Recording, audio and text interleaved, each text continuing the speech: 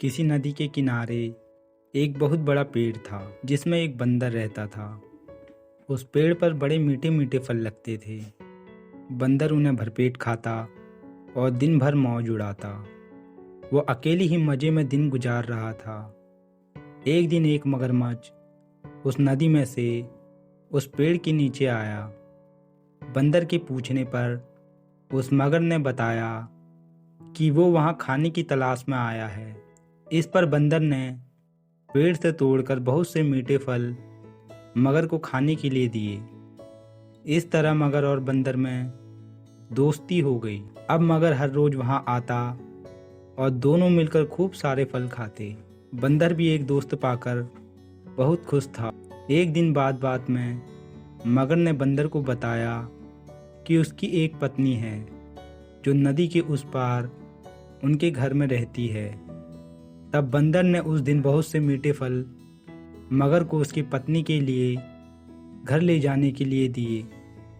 इस तरह मगर रोज जी भरकर फल खाता और अपनी पत्नी के लिए भी लेकर जाता। मगर की पत्नी को फल खाना तो बहुत अच्छा लगता, पर पति का देर से घर लौटना उसे पसंद नहीं था। एक दिन मगर की पत्नी ने मगर से कहा कि वो बंदर रोज इतने मीठे फल खाता है तो उसका कलेजा कितना मीठा होगा।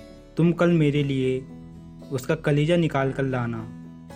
मगर ने उसे बहुत समझाया पर वो नहीं मानी।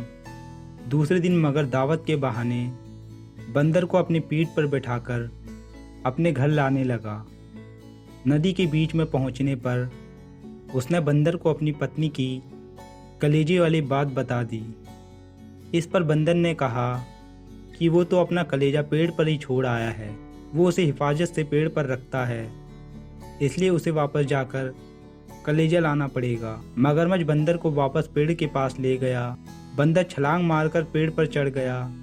उसने हंसकर मगर से कहा कि जाओ मूर्ख राजा, घर जाओ और अपनी पत्नी से कहना कि तुम दुनिया के सबसे बड़े मूर्ख हो।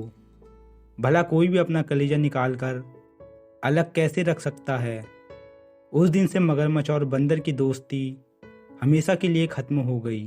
बंदर की इस समझदारी से हमें पता चलता है कि मुसीबत के वक्त हमें कभी धैर्य नहीं खोना चाहिए। तो दोस्तों, अगर आपको हमारी कहानी पसंद आई हो तो हमारी वीडियो को लाइक और चैनल को सब्सक्राइब ज़रूर करें।